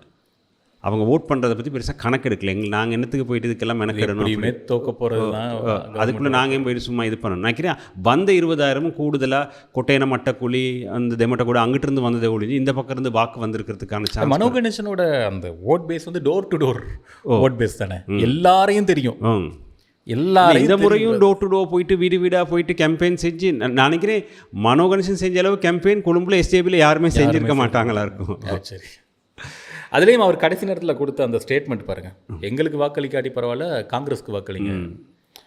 அது திரும்ப நினைக்கிறேன் அது ஒரு வகையில் ஒரு சின்ன ஒரு இதை கொண்டு வந்திருக்குன்னு நினைக்கிறேன். ரொம்ப இப்போ பிரதிநிதித்துவம் பறி போயிருச்சுன்னு சொல்கிறது வந்து அந்த சீத்தை வந்து ஒரு மாயமான பார்த்துட்டு ஓடினாங்களே ராமாயணத்தில், அதுதான் அது. சும்மா சொல்கிறது பிரதிநிதித்துவம் போயிருச்சு இருந்து இல்லை. அந்த கேள்வி தான் அங்கே வருது. இருந்து அப்படிங்கிற கேள்வி இருக்குல்ல, அந்த கேள்விக்கு ஆன்சர் இல்லை. எத்தனை விஷயங்களை பாதுகாத்தாங்க அப்படிங்கிறதெல்லாம் வந்து அவங்க சொல்லலாம். கண்ணுக்கு எதுவுமே தெரியலையே, இது ஒரு மாயமான் தானே. அப்படி பார்த்தாலும் எல்லா காலத்துலேயுமே நூர்லி டிஸ்ட்ரிக்டில் எங்கள் எல்லாருக்கும் சொல்லப்பட கடைசி ஆயுதம் என்ன அப்படின்னா, நம்ம தமிழ் பிரதிநிதித்துவம் இல்லாமல் போனால் இங்கே வந்து சிங்களவங்க உள்ளே வந்துடுவாங்க. ஏற்கனவே அங்கே கலந்து தான் வாழ்கிறோம். சரியா, அந்த உள்ளே வந்துடுவாங்கங்கிறதுடைய அர்த்தம் என்ன? உள்ளே வந்தால் உங்களுக்கு பார்லிமெண்ட் போக முடியாதுங்கிறதா, இல்லை உள்ளே வராமல் தடுத்து அப்படியே எங்களுக்கு ஒரு சிங்கப்பூரை உருவாக்கி தரேங்கிறதா? இல்லை, நீங்கள் சொல்கிற இந்த பிரச்சனை முஸ்லீம் சமூகத்துக்குள்ளே உருவாக்கப்பட்டுச்சு. பார்த்தீங்களே, எங்கள் சமூகத்தை சேர்ந்த ஒரு ஆளுக்கு ஒரு கேபினெட் மினிஸ்டர் கொடுக்கல, அதாவது எங்களுக்கான பிரதிநிதித்துவம் சரியான முறையில் தேர்ந்தெடுக்கப்படலை அப்படிங்கிற மாதிரின்னு. பட் அது கூட ஒரு 2-3 நாள் வரைக்கும் அந்த இது நின்றுச்சு. பிறகு அது அவங்க மனசில் ஒரு சின்ன கசப்பை ஏற்படுத்தியிருக்கு. நாங்கள்லாம் அனுரன்னு கொண்டாடினோம், அவர் எங்களுக்கு இப்படி ஒரு தராமல் போயிட்டாரு அப்படிங்கிறது. அதை பற்றி எனக்கு பெருசாக தெரியல. இருந்தாலும் ஒரு முஸ்லீம் கேபினெட் அமைச்சர் இருந்திருக்க வேண்டும். அப்படி இருக்கிறது தான் தர்மம், அதுதான் சரியாக இருக்கும். அதுதான் ஒரு அனுர என்பிபி ஒரு தார்மீக கடமையை செய்யணுமா இருந்தால் அதை செய்திருக்கணும். அது செய்யாம விட்டாங்க, அது ஒரு தவறு தான் மேலும். ஸோ இப்போ எலெக்ஷனெல்லாம் முடிஞ்சு அடுத்த கட்டத்தை என்னையை பொறுத்த வரைக்கும் அரசாங்கம் போகிறதுங்கிறது அரசாங்கம் நடக்கிறத வச்சு தான் நம்ம பார்க்கணும். பட் ஆனால் அதுக்கு அடுத்து இன்னொரு தேர்தல் அடுத்த வருஷம் திரும்ப ரெடி ஆகிட்டு வருது. எம்எம்சி எலெக்ஷன்கள் வரப்போகுது. அது இதை விட மோசமாக இருக்கும்னு நீங்கள் எதிர்பார்க்குறீங்களா? இன்னும் 1 வருஷம் டைம் இருக்குது, 1 வருஷ காலம் இருக்குது. ரணில் விக்ரமசிங்கங்கிறவர் வந்து சாதாரணமாக ஒரு விஷயத்தை உங்கள் கையில் ஒப்படைச்சிட்டு போகும்போது சாதாரணமாக கொடுத்துட்டு போகிறவர் இல்லை. இதை வந்து நான் என்றைக்குமே யார் சொன்னாலும் நான் நம்ப மாட்டேன். எல்லாரும் ஒரு கேலி பார்வையாக வந்து ரணில் விக்ரமசிங்கவை பார்த்து இனி அவ்வளோதான், அவர் எங்கேயா போய் ஓய்வெடுக்கலான்னு அந்த மனிதன் இயற்கையிலிருந்து காணாமல் போகிற வரைக்கும் நம்பவே மாட்டேன் நான். ஏன்னா அவனோட இன்னொரு சீட் இன்னும் மிச்சம் இருந்துக்கிட்டே, அதெல்லாம் விடுங்க, அந்த சீட்டு அதெல்லாம் விடுங்க, அதெல்லாம் தேவையே இல்லை. ஒரு விஷயத்தை செய்து காட்டிட்டேங்கிற விஷயத்தை மட்டும் மக்கள்கிட்ட தலையில் போட்டுட்டு அவர் பின்னுக்கு போயிட்டார். கோட்டாபய ராஜபக்சேவால் செய்ய முடியாமல் போன ஒரு விஷயத்தை லெபனான், கிரீஸ் மாதிரியான நாடுகள், ஈஜிப்து மாதிரியான நாடுகள், இங்கே மாதிரியே ஒரு மிகப்பெரிய ஒரு எக்கனாமிக்கல் கிரைசஸ் உருவாகி 15 வருஷமாக இன்னைக்கு வரைக்கும் அவங்களால எழுந்திருக்க முடியாதுங்கிற நேரத்தில் 1.5 வருஷத்தில் நான் ஸ்டேபிள் நிலைமைக்கு கொண்டு வந்துட்டேன். அப்புறம் நீங்கள் என்ன ஏற்றுக்கல, அது உங்களோட விருப்பம், நீங்கள் கொண்டு வந்தீங்க ஜனாதிபதி, நான் அவர்கிட்ட அன்பாக இதை ஒப்படைச்சிட்டு நான் போகிறேன்னு சொல்லிட்டு அவர் பின்வாங்கிட்டார். பார்லிமெண்ட் எலெக்ஷனில் அவர் நின்றிருந்தா எப்படியுமே ஒரு சீட்டு அவர் உள்ளே வந்திருப்பார். சரியா, ஏன்னா மக்கள் வந்து அந்த பாவம் பெரியவர் அப்படிங்கிற பார்வை வந்துருச்சுல அவர் போகும்போதெல்லாம். அதனால இதுக்கு இன்னொரு கொஞ்சம் பின்னால் போயிட்டு நான் வரேன். 2020 எலெக்ஷன் வந்து 128 சீட் எடுத்துச்சு கோட்டாபய ராஜபக்சேவோட. நியர்லி 3 to 3 பெரும்பான்மை போயிட்டாங்க அவங்க. ஐக்கிய தேசிய கட்சி காணாமல் போயிடுச்சு. அன்னைக்கு விழுந்தது தான், ஒரு சீட்டு கூட இல்லை. இவருக்கு வந்து அந்த ஒரே ஒரு நேஷனலிஸ்ட் மட்டும் இருந்தது. 6 மாதம் இவர் வந்து அந்த நேஷனலிஸ்ட்டுக்குள்ளே வரவே இல்லை. இதில் எனக்கு வடக்கில் இருக்கிற ஒரு ஐக்கிய தேசிய கட்சியினுடைய வடமாகாண அமைப்பாளர் விஜயகலா மகேஸ்வரன், நான் யாழ்ப்பாணத்தில் இருக்கிறப்போ அவங்ககிட்ட காய்ச்சிட்டு இருக்கும்போது கேஷுவலாக அவங்க சொன்னாங்க, இல்லை தம்பி அவர் சொல்லியிருக்காரு, என்ன 2020 தோற்ற பிறகு பாருங்கள் கட்சியே டிஸ்ட்ராய்ட் ஆகிடுச்சு. அப்போ சொல்லியிருக்காரு, இல்லை அவர் எனக்கு சொன்னார், இவ்வளோ காலம் தூங்கிட்டோம், இன்னும் கொஞ்சம் அப்படியே அமைதியாக இருப்போம். சரியாக 2021 தாண்டும்போது, இந்த டைமில் ஜூலை தாண்டும்போது, அக்டோபர் தாண்டும்போது நாட்டில் பிரச்சனை உருவாகும், அப்போது நாங்கள் எழுவோம் எழுந்து நாங்கள் வேலை செய்ய தொடங்குவோம். இது ரணில் சொன்னது. சொன்ன மாதிரியே 2021 நாடு பேங்க்ரப்சி. 1.5 வருஷத்துக்கு முன்னுக்கே அந்த விஷயம் வந்து தெரியும். ஏன்னா அவங்க ரணில்கிட்ட இருக்கிற மிகப்பெரிய பிரச்சனையே என்னன்னா, மக்கள்கிட்ட போக தெரியாது. மக்கள்கிட்ட போய் மக்களை கவர்ற மாதிரி ஒரு கிராமத்து சிங்களவர்கள்ட்ட போயிட்டு பேசக்கூடிய மாதிரியான பேச்சாற்றல் கிடையாது. அவரோட எல்லாமே ஸ்டாட்டிஸ்டிக்ஸ் தான், கிராஃப் தான் எல்லாமே. இப்போ நீங்கள் இன்னொரு பக்கம் நான் ஒரு அபசகனமாக சொல்கிறேன்னு நினைக்காதீங்க. அப்புறம் நிறைய பேர் நினைக்கலாம்ல நாங்களாம் என்பிபி ஆக்கள் அப்படின்னு. அப்படி இல்லை, ஒரு மாற்றம் வரும்போது அதை விரும்புகிறோம், அவ்வளோதான். இதுக்கு மேலே என்பிபியால் வெல்ல முடியுமா? இதுக்கு மேலேனா இதுக்கு மேலே ஒரு மிக பிரம்மாண்டமான வெற்றிக்கும் மேலே ஒரு வெற்றியை பார்த்துருச்சு. அதுக்கு மேலே ஒரு வெற்றின்னு ஏதாவது இருக்கா? எனக்குன்னா அப்படி இருக்கிற மாதிரி நம்பர்ஸ் படிய பாருங்க. இல்லை நான் சரியா? சரி, மொத்த பார்லிமெண்ட்டையுமே அவங்க எடுத்துட்டாங்கன்னு வைப்போமே. சரி, அதுக்கு மேலே ஸோ இந்த வெற்றிங்கிறது இந்த 6 மூடுகள்னு சொல்லுவோம் இல்லையா, அது ஒரு இடத்துல போயிட்டு கண்டிப்பாக ஒரு ஸ்டேபிளுக்கு வந்து கீழே இறங்கணும். இயற்கையோட நியதி அப்படி. எல்லா உலகம் முழுக்க எல்லா புரட்சிகளும் அப்படி தான், எல்லா விதமான எழுச்சிகளும் அப்படி தான் ஒரு கட்டத்தில் கீழே இறங்கும். இப்போ இவங்க வந்து 100 நாள் இந்த 100 நாள் கடக்கிற வரைக்கும் இவங்க வந்து ஹனிமூன் பீரியடில் இருக்காங்க. இந்த டெமோக்ரஸி கண்ட்ரீஸில் எல்லாமே அந்த முதல் 100 நாள் தான் எல்லா கவர்மெண்ட்டுக்கும் ஹனிமூன் பீரியட். மக்கள் அது வரைக்கும் எதுவும் கேள்வி கேட்க மாட்டாங்க. எது நடந்தாலும் பரவாயில்ல போட்டோம், இப்போ தானே வந்திருக்காங்க. அது இங்கே கொஞ்சம் கூடலாம். ஏன்னா 75 வருஷமாக அவங்க கிட்ட கொடுத்துட்டு நாங்கள் 100 நாள் இவங்களுக்கு கொடுத்து இப்படி கேட்க முடியாது, 2 வருஷம் போட்டுன்னு சொல்லிட்டு விடலாம். ஆனால் ஒரு கட்டத்தில் எப்படியும் மக்கள் கேள்வி கேட்க தொடங்குவாங்க. இவங்க பெர்ஃபார்ம் பண்ணலனா நம்ம நினைக்கிற மாதிரி இப்போ காஸ்ட் ஆஃப் லிவிங்கே எடுப்போமே. ஒரு சாப்பாடு வந்து இப்போ 500 ரூபா அப்படின்னா, இவருடைய காலத்தில் அது வந்து ஒரு 300 ரூபாய்க்கு வந்துருச்சுன்னா கூட அது ஒரு பெரிய விஷயம். அதுக்கப்புறம் மக்கள் ஞாபகம் வச்சுருப்பாங்க. ஆனால் அந்தளவுக்கு இந்த ஒரு கடன் சுமையை வச்சுக்கிட்டு நாட்டை கொண்டு போக முடியாது அப்படின்னு ரணில் விக்ரமசிங்கே நம்புகிறாரு. அப்போ இந்த சிஸ்டம் வந்து இவர் போட்டு வச்சுட்டு போனது, அந்த கணிப்பு மிக விரைவில் நடக்க தொடங்கும் போது அந்த நேரத்தில் எல்லாருமா சேர்ந்து இந்த மிகப்பெரிய வெற்றியை கொடுத்த அந்த கவர்மெண்ட்டை இல்லாமல் பண்ணணும்னு அவங்க நினைப்பாங்க. அதுக்கான வேலைகள் பின்னாடி நடக்குதோங்கிற மாதிரி எனக்கு தோணுது. இருக்கலாம். ஏன்னா அவரை பொறுத்த வரைக்கும் அவருக்கு டைம் இருக்குது, நீங்கள் சொன்ன மாதிரி. மற்றது இது அவராக செய்ய வேண்டிய ஒரு விஷயம் இல்லையே. அந்த இப்போ கோட்டாபே காலத்தில் நடந்த மாதிரி இது போன மாதிரி எங்கேயாவது ஒரு இடத்துல போயிட்டு எங்கே நிற்கும் எங்கே கீழே விழுகுங்கிறது இப்போ செஞ்சுட்டு போன ஒரு ஆளுக்கு தெரியும். எல்லாமே அவரை மாதிரி ஒரு ஆளுக்கு ஏற்கனவே தெளிவாக தெரியும். கணிதம் தானே, எக்கனாமிக்கல் அந்த என்ன ஸ்டாட்டிஸ்டிக்ஸ். ரெண்டாவது, அவரை பொறுத்த வரைக்கும் தேவைப்பட்டது சஜித்தை வெல்ல வைக்கக்கூடாதுங்கிறது. சஜித்தை ரணிலும் ஆதரிக்கிறேன்னு சொல்லி இருந்தால் அந்த பிரசிடென்ட் எலெக்ஷன் உங்களுக்கே தெரியும், அனுரைக்கு விழுந்த வாக்குகளை விட சஜித்துக்கும் ரணிலுக்கும் விழுந்த வாக்குகளை சேர்த்தா இவர் தோல்வி தான். இவர் ஒரு மைனாரிட்டி பிரசிடென்ட் தான். அதுலேயும் தன்னோட ராஜதந்திரத்தை சரியாக முடிச்சிட்டாரு. எது, நான் இருக்க வரைக்கும் ஐக்கிய தேசிய கட்சி என்னோடது, நான் இருக்க வரைக்கும் சஜித் எனக்கு கீழே தான், நான் போன பிறகு நீ என்ன வேணாலும் செய்துக்கோ அப்படிங்கிறதான் அது. அதுலேயும் அவருடைய வேலை முடிஞ்சுது. இன்னைக்கு வரைக்கும் அந்த மனுஷன் முகத்தில் பாருங்கள், ஏதாவது ஒரு சின்ன குழப்பம் இருக்கான்னு, ஐயோ போச்சே அப்படின்னு அந்த முடியாமல் போச்சேங்கிற. சஜித்தெல்லாம் இதை விட வேஸ்டான சிச்சுவேஷனே அவர் பார்த்துட்டாரு இல்லை. அவர் சஜித்தெல்லாம் 2 முறை அழுதுட்டாரு. 2 முறை கோட்டாவோட தோக்கும் போதும் அழுதுட்டாரு, திரும்ப பார்லிமெண்ட் எலெக்ஷனில் தோக்கும் போதும் கண்ணீர் விட்டு அழுதுட்டாரு. இப்போ என்ன கேள்வி கேட்டாலும் IMF தானே பேசுகிறாரு. கட்சிக்கு எடுக்கிறீங்கனாலும் IMFங்கிறார். அவர் என்ன கேள்வியை கேட்டாலும் அவர்கிட்ட இருக்க ஒரே ஒரு பதில் IMF பற்றின பதில், IMF தான். ஆனால் அது அவங்களால விற்க முடியாது. மக்களுக்கு வந்து மக்கள் என்ன முடிவில் அந்த வாக்குகள் கொடுக்கப்பட்டது, அவன் என்னமோ செஞ்சுட்டு போகிறான், நீங்கள் வேணாம், அவன் என்ன. அதுதான் ரொம்ப என்னென்னா இதைத்தான் நீங்கள் புரிஞ்சுக்கணும். இப்போ நான் வேணாம் அப்படிங்கிறத அவங்களோட முடிவை ஒழிய இவர் வேணுங்கிறதெல்லாம் அடுத்து அப்புறம். இப்போ இவர் வேணும்னா நீங்கள் அவரை கன்வின்ஸ் பண்ண ட்ரை பண்ணலாம். நீ வேணாங்கிறத முதல், ரெண்டாவது தான் அவர். இவங்க நினச்சிக்கிட்டு இருக்காங்க அவர் வேணும்னு எடுத்துருக்குறாங்க, அவரை குறைய சொன்னால் மாறிடுவாங்கன்னு. குறைய உங்ககிட்ட தான் இருக்குது. இந்த சிஸ்டம் இந்த 75 வருஷமாக ஏமாத்தினது அந்த இது தானே அவங்களுக்கு இருக்குது. ஸோ அதனால இவர் வந்து ஒரு டேஞ்சரான மனுஷன் ரணில் விக்ரமசிங்கே. சிரித்தே கொல்லும் ஒரு நரி. பாலசிங்கம் இதோட இது சொன்ன மாதிரி, அவர் சொன்ன மாதிரியே. அதனால் இவர் வந்து போட்டு வச்சுட்டு போகிற கன்னி வெடிகள் எப்போ வெடிக்கும் அப்படின்னு சொல்ல முடியாது.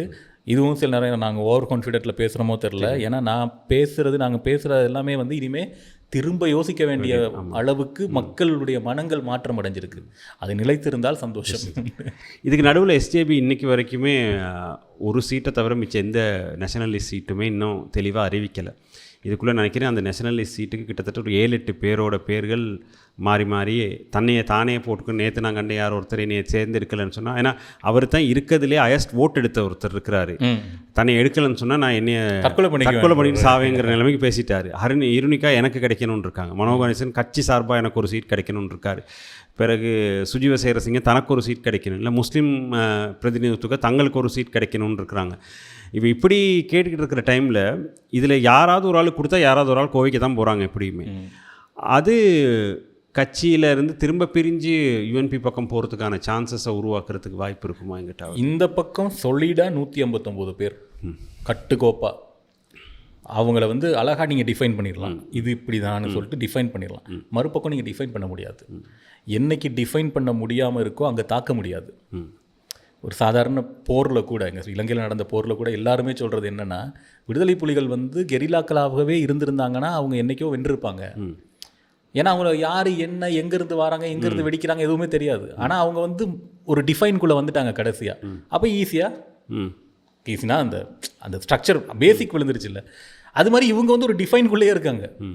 அந்த பக்கம் டிஃபைன் இல்லை. இப்போ எதிரி என்ன செய்வான் எப்படி வருவாங்கிறத வந்து கணிக்கவே முடியாது. அவன் எந்தெந்த வழியில் வேணாலும் வரலாம். அதுக்கான முதல் வேலைகள் தான் அந்த இது மாவீரர் தினத்தை கொண்டாடுறான்னு லைட்டாக அப்படி கிள்ளி விடுறது, புலி வரப்போகுதுன்னு லைட்டாக கிள்ளி விடுறது, அந்த பார்லிமெண்ட்டுக்குள்ளே வரும்போது என்னமோ பாடுவாங்களாமே மங்கள இசையோ என்னமோன்னு சொல்லிட்டு பிரசிடென்ட் வரும்போது, அது இந்த முறை இல்லை அப்படின்னு பாருங்கள். பௌத்த மக்களுக்கு இடம் இல்லை, இவனுங்க வந்து அவங்களே தான் இது பண்ணுறானுங்க, பௌத்த சம்பிரதாயத்தை எல்லாம் அவன் பண்ணானுங்கன்னு சொல்லிட்டு அங்கே கொஞ்சம் கிள்றது. இப்படியே கிள்ளிகிட்டே இருக்குது. இது வந்து ஒரு கட்டத்தில் மக்களுக்கு வெறுப்பு வரும்போது பெருசாக வெடிக்கும். அதுதான் இது வரைக்கும் நடந்தது. கடவுளேன்னு இது வரைக்கும் இனிமேல் நடக்காமல் இருந்தால் சரி. ஸோ பார்ப்போம் எப்படி போகுதுன்னு சொல்லி. இப்போதைக்கு இது வெறும் ஆரம்பம் மட்டும்தானே. ஆல்மோஸ்ட் எல்லாத்தையும் கவர் பண்ணியிருக்கோம்னு நினைக்கிறேன். சரி, நன்றி நன்றி சதீஷ் ப்ரோ.